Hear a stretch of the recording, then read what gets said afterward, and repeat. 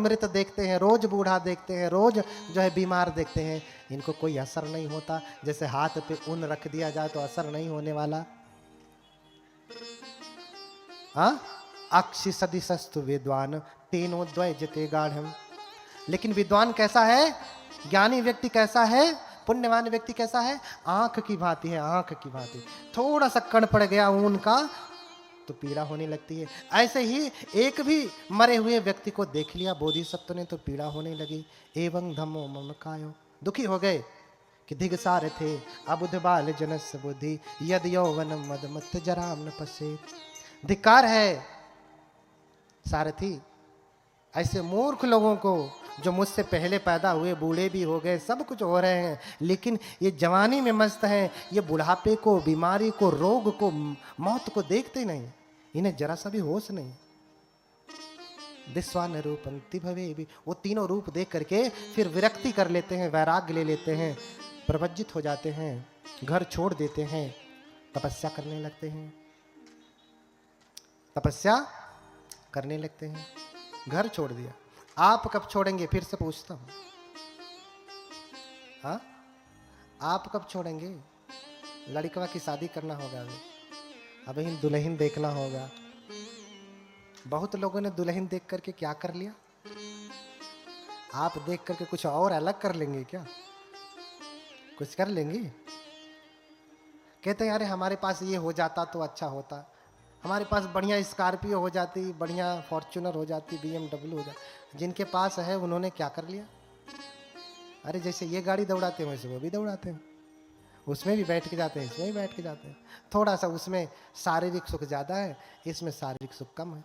अपितु जब तक हमें दुख का एहसास नहीं होगा तब तक हम कैसे समझेंगे कि संसार में दुख है। हमारे लिए तो और आसान है दुख को जानना। हाँ, एक गरीब जो झोपड़ी में रह रहा, खाने को भोजन नहीं, उससे भी कहिए कि भैया संसार में दुख है, छोड़ दो, देखो जीवन कितना कष्टदायी है, छोड़ेगा? अमीर नहीं छोड़ा तो समझ में आ रहा भैया उसके पास तो अभी माया है, उसको बहकाने के लिए अभी बहुत कुछ है, लेकिन तुमको तो बहकाने के लिए भी कोई नहीं, कोई धन नहीं, कोई दौलत नहीं, कोई संपत्ति नहीं, लेकिन फिर भी दिमाग खुलता है नहीं। क्यों? क्योंकि वो आदमी हथेली के जैसा, 1 किलो का उनका बंडल भी रख दीजिए तो कोई पीड़ा होने वाली नहीं है। विद्वान होता तो इतना सा कण पड़ता, चिल्ला करके भागता, अहो दुखम, अहो दुखम, हाँ?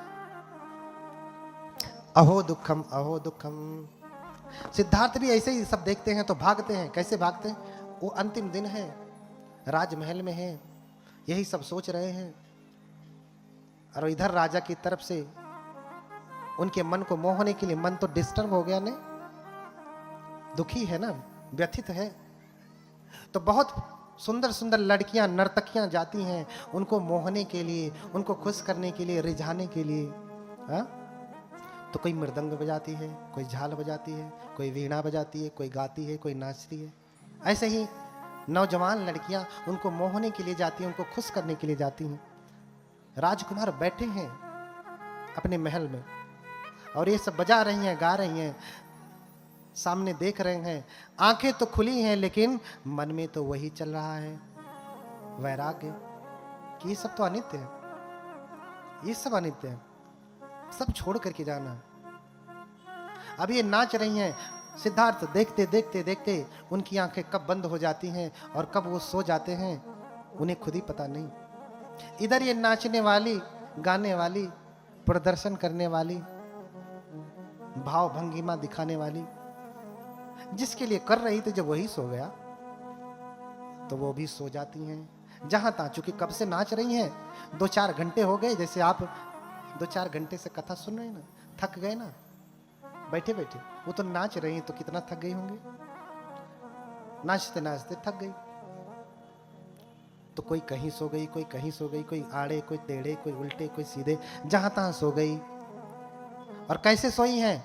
अඤ्ञ सा कच्छे वीणं, अඤ्ञ सा कच्छे मुदिंगं, अඤ्ञ कलिंगरं, अඤ्ञ विकेसिकं, अඤ्ञ विखेलिकं, हाँ, हथप्पा सुसानं मन्ये। जहां तहां सब सो गई हैं। कैसे सोई हैं? कोई मृदंग लेकर के ऐसे ही टेढ़ा सो गई है, कोई वीणा लेकर के ऐसे ही सो गई है, कोई सोई है तो पूरे बाल बिखरे हैं, कोई सोई है तो खर्राटे ले रही है, किसी का अंग वस्त्र ही छटक गया है, ऐसे नंग धड़ंग लेटी है। और सिद्धार्थ की आंखें जैसे खुलती हैं, अपने आसन से उठते हैं तो क्या देखते हैं? हथ थप्पा सुसानंग मई। कोई सपने में बड़बड़ा रही है, कोई मुख से लार टपका रही है, कोई खर्राटे ले रही है, सुर सुर कर रही है। दिस्वान रूपे सब देखे तो देख करके क्या कहते? हथ थप्पा सुसानंग मई। अरे मानो मैं तो शमशान भूमि में आ गया। भागते हैं अब, अरे अहो दुखम अहो दुखम अहो दुखम। कितना दुख है, कितनी पीड़ा है, कितना कष्ट है। हाँ, इनको होश नहीं। यही सुंदरता है जिसके लिए आदमी मोहित होता है। ये वही बाल हैं जिनके लिए मोहित होते हैं लोग, ये वही चेहरा है, वही आंखें हैं, वही दांत हैं, यही सुंदरता है जिनके लिए लोग मोहित होते हैं। हाँ, छाप परी जनुकीर परी की लोक लखी नाक नन्ही की। लोग कहते नाक किसकी सुंदर होती है? हाँ, नाक किसकी सुंदर? जिसके नाक पे कीर पड़ी रहती है, हल्का से यहाँ पे कीर पड़ी रहती है ना, थोड़ा सा चपटी रहती है, यहाँ पे धार होती है। छाप परी जनुकीर परी की लोक लखी नाक नन्ही की। कितनी सुंदर नाक है। नाक से निकलता क्या है? सिंघाणी का चनस। तो क्या निकलता है? देखो ना, तो जिसे तुम सुंदर कहते हो है क्या सुंदर? अथस न वही सोते ही आंसू चिंसावती सबदा। आखी माखी गूथ को कन्नम्हा कन्न गूथ को। क्या निकलता है? आंखें तो बड़ी सुंदर हैं, मृगनयन है। सुंदर लगे तो आजकल महिला तो छोड़ दीजिए, पुरुष भी काजल लगाते हैं। लगाते हैं कि नहीं? अच्छा देखो, कुछ भी सुंदर होता है तो लोग जानवर का ही उदाहरण देते हैं। भैया बड़ा सीधा है, कैसा? गाय जैसा। अच्छा बुरे दोनों का उदाहरण किससे देते हैं? जानवर से। क्योंकि सच में ईमानदारी से अच्छा कोई होता है तो जानवर ही, बुरे भी होते हैं तो कौन? जानवर ही। दोनों होते हैं। कहते भैया सीधा कैसा है? गाय जैसा है। हाँ, कहेंगे वो आदमी नहीं, वो तो कुत्ता है। हाँ, प्रशंसा भी करेंगे तो क्या कहते हैं? आदमी नहीं, शेर है। शेर भी तो क्या है? जानवर ही है। और कहते हैं आदमी नहीं कुत्ता है, तो मुंह लटक जाता। भैया दोनों जानवर ही है। दोनों क्या है? जानवर ही है। लेकिन एक के कहने पे बड़ी खुशी, एक के कहने पे बड़ा दुख। तो आंखें कैसी है? मृगनयन। हिरन की आंखें बड़ी सुंदर होती हैं ना, ऐसे बड़ी बड़ी लंबी लंबी, कपोने कटी हुई होती हैं, कटाक्ष बने हुए होते हैं, कोट राक्षी होती हैं, सुंदर लगती है ना। आखिम्हा आखी गूथ को। बुद्ध क्या करे? आंख से भी क्या निकलता है? अरे आंख से आंख की गंदगी निकलती है, कीचड़ निकलता, कीचड़। आंखिया आए जाले तब, अब जब ले गई है तब ले गनीमत है, आई तब बताई। कहते हैं कि आंख आ गई। आंख आ गई तो फिर देखिए कितना मटेरियल निकलता है। निकलता है ना, फिर सुंदर लगती है।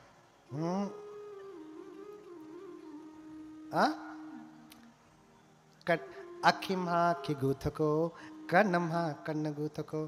कान से क्या निकलता है? कान से भी गंदगी निकलती। कान भी सुंदर नहीं। कान भी सुंदर नहीं। कान बहने लगे तो फिर देखो बदबू भी करता है।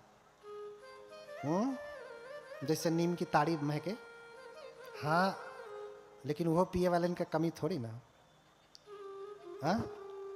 ताड़ी पीने वालों की भी कमी है क्या? नहीं कमी है, उनको वो भी बदबू नहीं लगती। सिंघाणी का चनस तो मुखे न वमते कदा। और नाक से क्या निकलता है? नाक तो भाई कीर पड़ी है, बहुत सुंदर नाक है, लेकिन नाक से भी गंदगी निकलती। सिंघाणी का, जब जुकाम हो जाता देखना। अभी तो बड़ी सुंदर है, बड़ी अच्छी लगेगी। जब एक बार करेगा तो खाना खाता हुआ व्यक्ति भी मन खराब हो जाएगा। बोलिए भगवान बुद्ध की।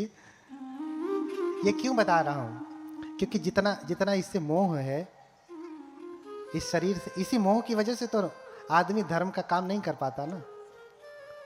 इसी मोह की वजह से नहीं कर पाता। मुखी न वमते कदा, मुख से आदमी क्या करता? वमन, उल्टी होती है, खखारता है, थूकता है।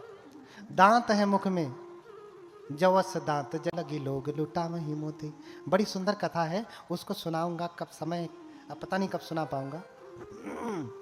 सुनाऊंगा लेकिन जीवित रहा तो, हाँ, कभी न कभी सुनाऊंगा। जवस दांत जगा वही ज्योति, तव लगी लोग लुटा वही मोती। दांत, कहते हैं कि ये दांत नहीं मोती है। टूटने के बाद रख लीजिए ना, अंगूठी बना के पहन लीजिए। पहनते हैं नहीं ना? कहते दांत नहीं मोती हैं। बाल बड़े सुंदर हैं, वही खाने में गिर जाए तो सारी सुंदरता खराब हो जाती है। इसका मतलब झूठी प्रशंसा होती है ना बालों की। जो ये कहे कि बाल बड़े सुंदर, खाने में गिरने के बाद अरे कैसे खाना बना, बाल गिरा, समझ लेना कि चापलूसी थी। हाँ, सही नहीं है। तो शरीर में कुछ भी अच्छा, दिस्वान रूपेति भवे विरतो। तो ये सब देख करके मानो शमशान में आ गए। हाँ, शमशान में आ गए, क्योंकि सब गंदगी तो भरी है। इतना ही नहीं, पूरे शरीर में गंदगी भरी पड़ी है। कायम सेद जल्लिका, पूरे शरीर से छोटे छोटे रोम छिद्र है ना, उसमें से भी गंदगी निकलती। क्या निकलती? पसीना। सेद माने पसीना होता, सेद जलिका माने पसीनों का पसीना उत्पन्न करने वाली ग्रंथियां हैं, पसीना निकलता है ना। इसलिए अथि, हाँ, अथि इमस्मिन काये, पूरे शरीर में उद्धंग पाद तलावा अधो के समत्तिका तच पर्यंतं पूरंग नाना प्रकारंग असुचिनो पच्च वेखेय। अथि इमस्मिन काये केसा लोमा नखा दंता त्वचो मनसंग नहारु अट्ठिंग अट्ठिंग, इतनी सारी गंदगियां, ध्यान से सुनो शरीर में।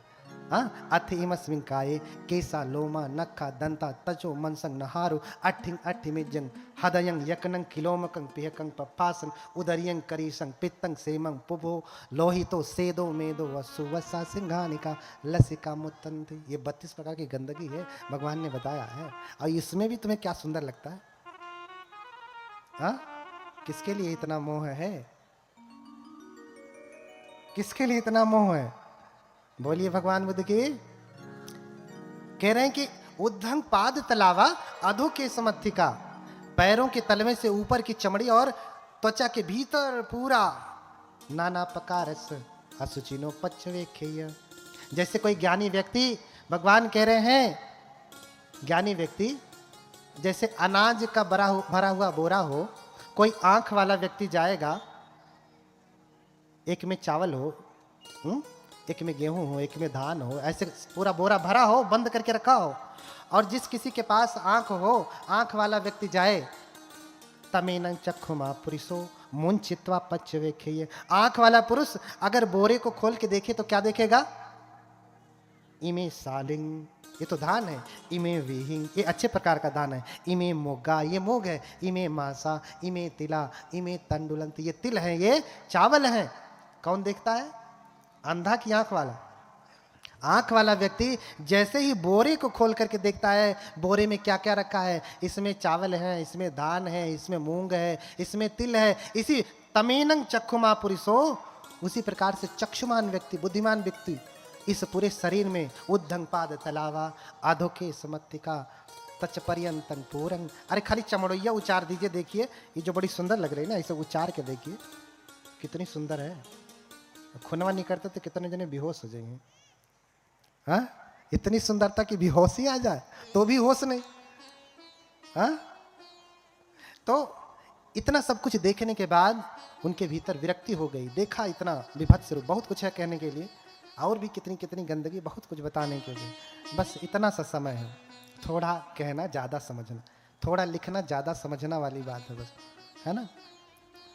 तो गृह त्याग करते हैं और घर छोड़ करके चले जाते हैं। आगे की कथा मैं कल सुनाऊंगा। समय हो गया, हमारे छोटे बनते बार बार इशारा कर रहे हैं कि बस करिए। मन ही मन लोग गुस्साए रहे होंगे कि कभी बंद करें तो हम लोग जाएं। हाँ, है ना ऐसा? नहीं है? बोलिए भगवान बुद्ध की, बोलिए भगवान बुद्ध की। कल बताऊंगा आगे का प्रसंग, महत्वपूर्ण प्रसंग है। क्या कहूं क्या छोड़ूं, समय थोड़ा सा है, इसलिए बहुत कुछ नहीं कह पा रहा हूं। कहने की बहुत इच्छा है। अभी आप सुने तो मैं रात भर सुनाऊंगा, लेकिन आप सुन नहीं पाएंगे। आप सुन नहीं पाएंगे, आप सुनते सुनते थक जाएंगे। हाँ, तो ठीक है, इन्हीं सब बातों के साथ आप जितना सुन रहे हैं अपने जीवन में धारण करें। कल जरूर आए। कल माता पिता के ऊपर प्रसंग चलेगा, ज्ञान प्राप्ति। बुद्ध की पूजा से लाभ क्या है, अंतिम फल कल ही है कि कैसे पूजा करेंगे बुद्ध की, तो क्या करने से क्या फल मिलता है, कैसे पूजा की जाती है, माता पिता का जीवन में क्या स्थान है, माता पिता की पूजा कैसे होती है ना, और हमारे जीवन में सुख कैसे आएगा। वैसे बहुत सारे कारण बताएं सुख आने के। कल बहुत गंभीर तरीके से जो मूल बात है, जहां मैं ले जाना चाहता हूं, वो बात को मैं कल कहूंगा। कल समय से आए। कथा कल 12 बजे से ही शुरू हो जाए। आप लोग विलंब से आते हैं, इसलिए हम विलंब से छोड़ते हैं। अब 2-4 लोग आ जाते हैं, बाकी लोग जो है हम सोचते हैं कि सबको लाभ मिले, बाकी लोग पिछड़े ना, कोई अगड़े ना, कोई पिछड़े ना। तो इन्हीं सब बातों के साथ बोलिए एक बार हाथ उठा के भगवान बुद्ध की करुणा हो। बोलिए भगवान बुद्ध की करुणा हो। भगवान बुद्ध की करुणा हो। भंते जी की मंगल मैत्री सुनिए आप सभी लोग।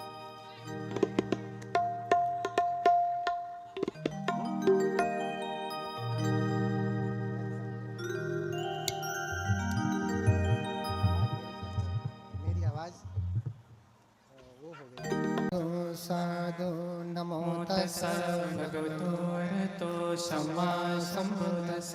नमो तस्सै भगवतो अरहतो सम्मा सम्बुद्दस्स। नमो तस्सै भगवतो अरहतो सम्मा सम्बुद्दस्स।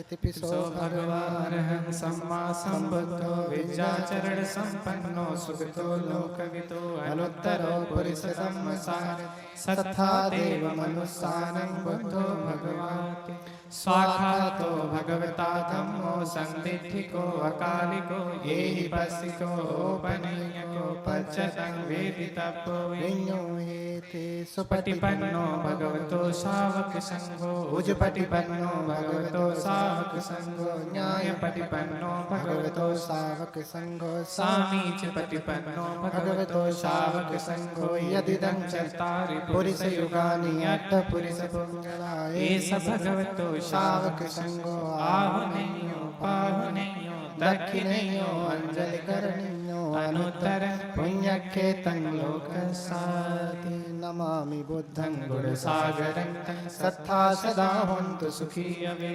कायो जिगुच्छो सकलो दुगन्धो गच्छन्ति सभ्ये मरणं च नमामि धम्मं सुगतेन देशितं सत्था सदा हन्तु सुखी अवे कायो जिगुच्छो सकलो दुगन्धो गच्छन्ति सभ्ये मरणं च नमामि संघं मुनिराज सावकं सत्था सदा हन्तु सुखी अवे कायो जिगुच्छो सकलो दुगन्धो गच्छन्ति सभ्ये मरणं च नमामि पच्चेक बुद्ध विशुद्धं सत्था सदा हन्तु सुखी अवे कायो जिगुच्छो सकलो दुगन्धो गच्छन्ति सभ्ये मरणं च करणीयमथ कुशलेन यन्तं सन्तं पदम् अभिसम्मेच्य सको ऊजोच सोजोच सुवचोच समदो वनतिमा सन्तोषकोच सुभरोच अपकिच्चोच सल्लहुकवृत्ति सन्तीन्द्रियोच निपकोच अपगम्भो कुलेषु अननुगे न च क्रुद्धं क्षमाकरे किं सिंहेन विඤ्ञो परे उपवरेण्यो सुखिनो वा केमिनो हन्तु शम्भे सत्ता भवन्तु सुखितान् परो ये केचित् पाणभूतत्थि तसा वा थावरा वा भाव से सादे भावाये महंता वा मध्यमा रस का दिठावाये अदिठाये च दूरे वसन्ति अविदूरे भूता वा शम्भवे सेवा शम्भे सत्ता भवन्तु सुखितत्ता न परो परन्निकुम्भेथ नातिमय्येथ कथचिन्न किञ्चिन् व्यारोसना पटिक संज्ञा नान्यमय सदुःखमिचय्य माता यथा नियं पुत्रं आयुषा एक पुत्रमनुरक्षे एवं सर्वभूतेषु मान संभावय परिमा मेत्तञ्च सर्वलोकस्मिन् मान संभावय परिमाणं उद्धं अधोच तिर्यं च यसंवादं अवेरं असपतं दिठं चरं निसिन्नो वासयानो वायावतस विगतमिद्धो एतं सतिं अतिथेया ब्रह्ममेतं विहारं निदमाहो दिठं च नोपगम शीलवा दर्शनेन सम्पन्नो कामेषु विनियगेतं नहि जातु गम्भसंयं पुनरेति तनहं करो महावीरो मेधं करो महायशो शरणं करो लोकहितो दीपं करो ज्योतिन्धरो कोण्डयो जनपामोखो मंगलो पुरिसासभो सुमनो सुमनो धीरो रेवतो रतिवर्धनो शोभितो गुण संपन्नो अनोमदसी जनुत्तमो पद्मो लोकपज्योतो नारदो वरसारथि पद्मोत्तरो शतसारो सुमेधो अंगपुंगलो सुजातो सर्वलोक गोपीयदर्शी नरास अर्थदर्शी कारुणिको धम्मदर्शी तमोनुदो सिद्धतो असमो लोके तिस्सो वरद संवरो पुष्यो वरद संबुद्धो विपस्सी च अनुपमो शिखे संपयितो सत्था वेशभो सुखदायको ककुशंधो शतवाहो कोणागमनो रणञ्जहो कश्यपो सिर संपन्नो गौतमो शक्यपुं ते संसच्चेन शीलेन खन्ति मित्रबलेन च तेऽपि त्वं अनुरक्षन्तु आरोग्येन सुखेन चापि भवतु सर्वमङ्गलं रक्षन्तु सर्वदेवता सर्वबुद्धानुभावेन सदा शुद्धि भवन्तु ते सर्वधर्मानुभावेन सदा शुद्धि भवन्तु ते सर्वसङ्घानुभावेन सदा शुद्धि भवन्तु ते। सब लोग बोलें साधु साधु साधु। 3 बार नमन करें भगवान को। बुद्धं नमामि, धम्मं नमामि, संघं नमामि, अहं वन्दामि सर्वदा। साधु साधु। आज का कथा यहीं पे समाप्त होता है। कल आपके पास